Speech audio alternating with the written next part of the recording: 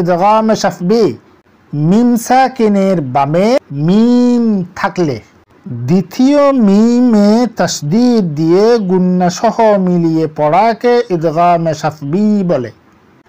আউযু বিল্লাহি মিনাশ শাইতানির রাজিম। বিসমিল্লাহির রহমানির রহিম। সম্মানিত জ্ঞান পিপাসু ভাই ও বোনেরা, আসসালামু আলাইকুম ওয়া রাহমাতুল্লাহি ওয়া বারাকাতুহু।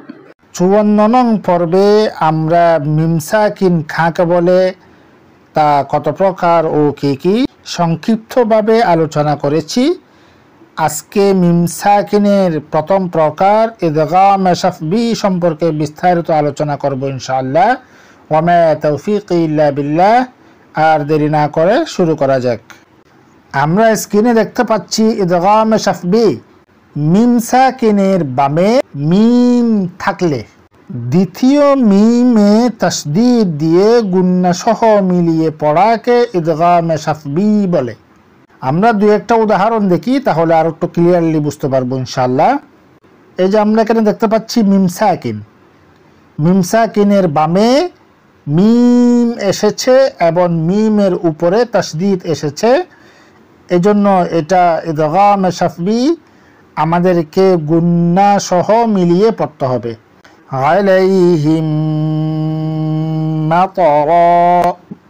এখানেও যদি দেখি মিম সাকিন, মিম সাকিনের বামে মিম এসেছে এবং মিমের উপরে তাসদীদ এসেছে, এজন্য এটা ইদগাম শাফবি আমাদেরকে গুন্না সহ মিলিয়ে পড়তে হবে। ইলাইকুম মুরসালুন। আমরা এখানেও যদি দেখি মিম সাকিনের বামে মিম এসেছে এবং মিমের উপরে তাসদীদ আসলো, তাহলে এটা ইদগাম শাফবি হবে এবং আমাদেরকে গুন্না সহ মিলিয়ে পড়তে হবে। ওয়া হুম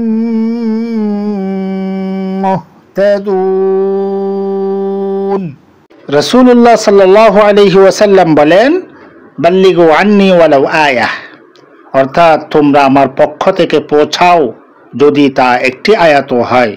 এই হাদিসের অনুসরণে লাইক, কমেন্ট ও শেয়ার করে ধর্মপ্রাণ মুসলিম ভাই বোনদের শিকার সুযোগ করে দিই। কেননা আমাদের শেয়ারের ফলে একজন ভাই কিংবা বোন যদি শিখতে পারেন, তাহলে আমরাও সওয়াবের ভাগীদার হব ইনশাআল্লাহ। পরিশেষে বলবো, আমরা যারা সহজ কোরআন শিক্ষা ইউটিউব চ্যানেল থেকে দেখছি, চ্যানেলটি সাবস্ক্রাইব করে বেল আইকনটা অন করে দিই।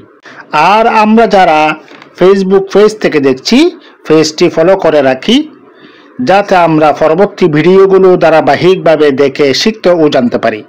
আগামী পর্ব দেখার আমন্ত্রণ জানিয়ে এখানেই শেষ করছি। আসসালামু আলাইকুম ওয়া রাহমাতুল্লাহি ওয়া বারাকাতুহু।